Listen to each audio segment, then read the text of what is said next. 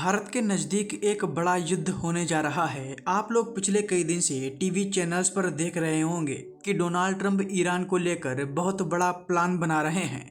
लेकिन अब Donald Trump ने एक ऐसा स्टेप चला है जिससे ये साफ हो गया है कि अमेरिका निश्चित ही ईरान पर हमला करेगा।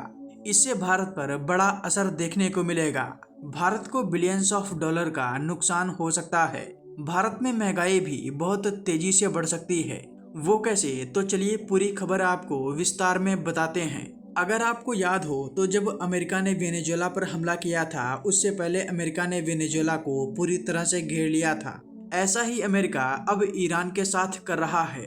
अमेरिका ने अपनी नौसेना का पूरा आर्माडा अमेरिका की तरफ भेज दिया है। इतना ही नहीं, सबसे ताकतवर युद्धपोत जिसका नाम अब्राहम लिंकन है, उसे भी साउथ चाइना सी से अरब सागर की ओर रवाना कर दिया गया है। अमेरिका का ये युद्धपोत किसी सेना से कम नहीं है। ये जब चलता है तब इसके साथ बड़ी संख्या में डिस्ट्रॉयर्स, न्यूक्लियर सबमरीन और इस एयरक्राफ्ट के ऊपर सैकड़ों की संख्या में स्टेल्थ फाइटर जेट होते हैं जो किसी भी देश को बर्बाद करने की ताकत रखते हैं।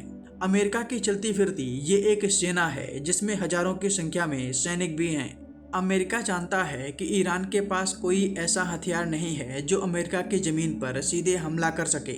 इसी वजह से वो ईरान पर हमले का मन बना चुका है, क्योंकि ये युद्ध इस रीजन में ही हो जाएगा। इससे अमेरिका की जनता पर कोई भी असर नहीं होगा।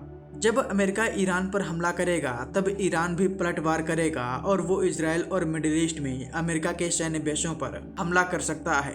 भारत पर भी इस लड़ाई का बड़ा असर देखने को मिलेगा। भारत चाबहार बंदरगाह जो ईरान में है उस पर पानी की तरह पैसा बहाया है। ऐसे में ईरान और अमेरिका के बीच हुए युद्ध में इस बंदरगाह को बड़ा नुकसान हो सकता है, क्योंकि डोनाल्ड ट्रंप को भारत के इंटरेस्ट से कोई भी मतलब नहीं है। इसके अलावा ईरान स्ट्रेट ऑफ हॉर्मुज को ब्लॉक कर सकता है, जहां से दुनिया का 20% तेल गुजरता है। इससे भारत के साथ पूरी दुनिया में महंगाई बहुत तेजी से बढ़ेगी, क्योंकि डीजल और पेट्रोल के दाम बढ़ने से लगभग हर चीज़ के दाम बढ़ जाएंगे। हालांकि ईरान चीन और रूस का बहुत करीबी देश है। देखना ये होगा कि चीन और रूस ईरान को बचाने के लिए क्या करते हैं।